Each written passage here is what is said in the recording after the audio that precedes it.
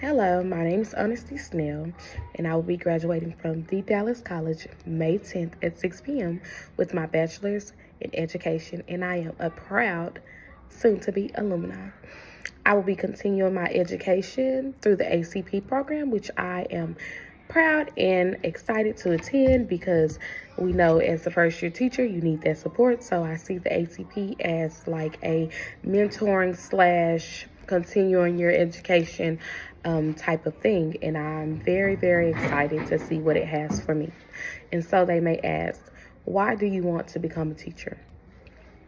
So, starting out my college career, I went through my associate's program and I took a lot of science class. And I was going to pursue a medical degree, which it could have been nursing, something in that sort. So, the reason why I was pursuing that degree is because I wanted to help people. So later down the line, I figured that maybe the nursing field may not have been for me because I don't know if I'm strong enough to see people bedside experiencing near-death experiences. So I decided to change up my route. So I looked at different careers and I thought about becoming a teacher. When you're a teacher, you get to change lives mentally. Maybe not physically, but mentally, you are changing students' lives forever. So I switched to this degree because I knew that although I wasn't going to be a nurse, I still could be a teacher and change someone's life in some type of way. So my passion is to help, and being a teacher will help me help others. So what do you anticipate will be the greatest challenge in preparing to become a teacher? My greatest challenge would just be adjusting to being in charge. So right now, as a resident teacher, I do take the initiative to control the students and have classroom management skills all aboard. But being in charge and just having my own classroom, I think that will be an adjustment because there are other characteristics and duties that come along with that. So that my greatest challenge is just switching the gear to being behind the scenes, and then switching it to being the scene. So, if you know what I mean. So, tell us about a time where that you received professional feedback that surprised you or that you disagreed with. What was the feedback and how did you respond?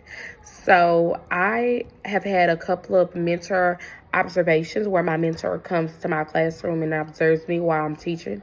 So one day, when she observed me, I read the feedback, and one of the things that she said was that she feels as though the students are not having to do a lot of work. She feels like I'm doing the work and they're not doing the work. For instance, I was reading the board versus allowing the students to read the board. So I am in first grade. I was placed in first grade. So when she said that, I could see where she could see that, but I know my classroom, and the reason why I read the board is so that I can clarify things. So later in the lesson, the students would have a chance to read on their own, and I will be able to gauge whether they're comprehending. But she told me that when introducing the lesson, I should have the students read the DOL or the learning objectives. So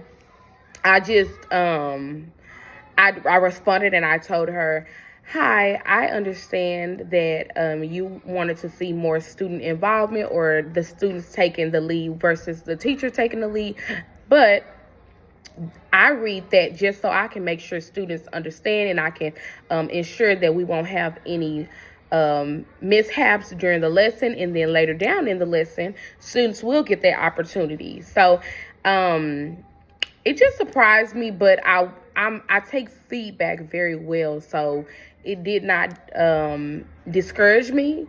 It just allowed me to see how everybody sees things in different ways. So in a way, she learned from me and I learned from her. So number 4, how would you help a student that is struggling to learn a new topic that you are teaching? So I am very firm on teaching each student the best way that they are needed to be that they need to be taught. So I would teach the class, and then I would pull that student in small group. And when I pull the student in small group, I'll actually ask the student the questions so that I can gather everything I need to gather to make sure and ensure that they are successful. So with the inclusion, when they tell me all the things that they don't understand, or why they're not understanding, or what they might not be understanding, that I would come up with a game plan, and then maybe the next day, or if we have time that day, I'm going to pull them aside again. And I'll teach them that way that I've come up with. So, number 5, a student is being disrespectful to you. How would you respond? So we talk a lot about corporal punishment and restorative practices. So my approach to a student being disrespectful will be a restorative practice. So I would first pull the student aside and meet with them and ask them, hey, how are you doing today?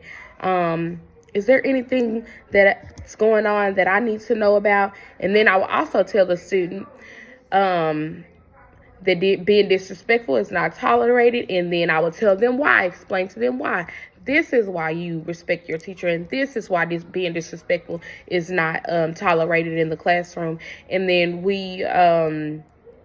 I'm sure by then we'll come up with a mutual agreement, and then I think it will be fine, because restorative practices really work in the classroom. The students, when they see that you feel for them, or that you're putting yourself in their shoes, they are more subject to listen to you. So that would be that.